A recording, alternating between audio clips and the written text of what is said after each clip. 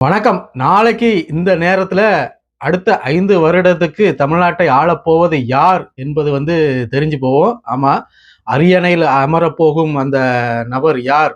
ஐயா ஸ்டாலினா, ஐயா எடப்பாடியா, அண்ணன் சீமானா, இல்ல தற்கூரி விஜயா என்பது பத்தி நாளைக்கு தெரிஞ்சு போகும். அப்போ நாளைக்கு மே 4ஆம் தேதி தமிழ்நாடு சட்டமன்ற தேர்தல் வாக்குகள் எண்ணிக்கை நாளைக்கு தொடங்க இருக்குது.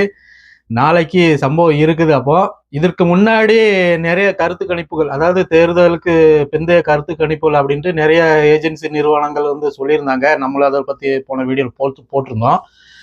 அவங்க என்ன சொல்றாங்கன்னா, ஒரு கம்பெனி சொல்லுது திமுக வரும், இன்னொரு கம்பெனி அதிமுக, இன்னொரு கம்பெனி சொல்லுது தமிழக வெற்றி கழகம் தான் வரும். இதுல நாம் தமிழர் கட்சி அவங்க உள்ளவே கொண்டு வரல, மற்றவை பிற அந்த மாதிரி நிலையில தான் அவங்க வச்சிருந்தாங்க. அது என்ன ஏதுங்கிறது அது பச்சை தெரியுது. இவங்க காசு கொடுத்து தான் சொல்றாங்கிறது தான் பச்சை தெரியுது. அவங்க சொல்லி என்ன ஆக போறது? நாளைக்கு தெரிஞ்சு போகும் இல்லையா என்ன நடக்குது ஏது நடக்குதுன்னு. அப்போ நிறைய கருத்து, அதாவது இந்த அரசியல்ல பழுத்த விமர்சகர்கள் இருப்பாங்க இல்லையா, அவங்க என்ன சொல்றாங்க அப்படின்னா, குறிப்பா ஐயா ரவீந்திரன் துரைசாமி அவர்கள் திமுக தான் இந்த தடவை கண்டிப்பா ஆட்சியை பிடிக்கும் அப்படின்னு சொல்றாங்க.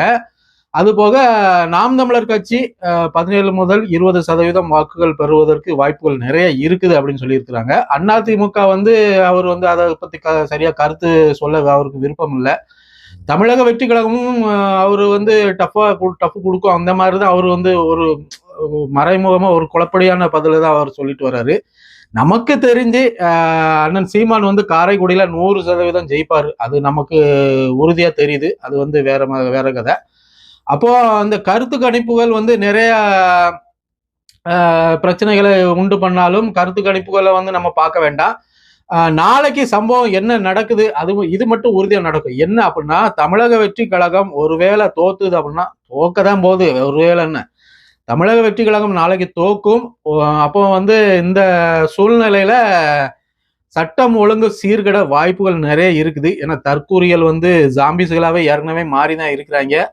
தமிழக வெற்றி கழகம் விஜய் அவர்கள் தோற்று போனார் அப்படின்னா அவங்க சட்டம் ஒழுங்கை குலைப்பதற்கு நிறைய வாய்ப்புகள் இருக்குது. அது போக நிறைய இறப்புகள் நடப்பதற்கும் வாய்ப்புகள் அதிகமா இருக்கு. இறப்புகள்னா தற்கொலைகள். விஜய் அவர்கள் தோற்று போனதை தாங்க முடியாம அந்த மன வலிமை இல்லாம நிறைய பேர் இறப்பதற்கு நிறைய வாய்ப்புகள் இருக்கு. இதை பத்தி நிறைய அரசியல் விமர்சகர்களும் சொல்லியிருந்தாங்க, நாம் தமிழர் கட்சியில இருந்தும் சொல்லியிருந்தாங்க. ஒரு நீதிபதி ஐயாவே தனியாட்டு அவர் பேட்டி கொடுத்திருந்தாரு.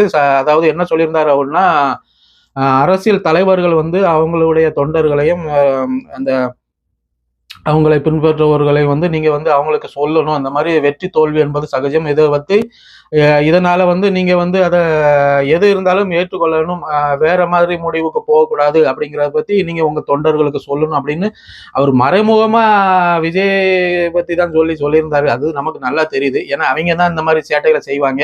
இதற்கு முன்னாடி இந்த மாதிரி எந்த சம்பவம் நடக்கல. ஆனா இந்த 2026 தமிழ்நாடு சட்டமன்ற தேர்தல் இந்த முடிவுகள் வருது இல்லையா நாளைக்கு, இதுல கண்டிப்பா நடக்கும். நாளைக்கு நடக்கும். ஒண்ணு பிரச்சனை, ஏதாவது ஒண்ணு குழப்பி விடுவாங்க, ஏதாவது பெரிய சம்பவம் இருக்குது, இல்லையா இவனுக்கு இந்த தற்கொலை பண்ணிக்கிட்டு சாவாங்க. இது நடக்கும் கண்டிப்பா. அதனால தயவு செய்து இந்த விஜய் ரசிகர்களை பெற்ற தாய்மார்கள் நீங்க உங்களுடைய பிள்ளைகளை கட்டி போடுங்க, இல்லைன்னா அவங்களுக்கு தேவையான பாதுகாப்பு கொடுங்க. இல்லைன்னா சம்பவம் வேற மாதிரி தான் ஆகி போவோம். அவங்க டாட்டா காட்டிட்டு போயிடுவாங்க. அதனால இழப்பு உங்களுக்கு தான். அதனால எச்சரிக்கையா இருங்க. நாளைக்கு சம்பவம் இருக்குது.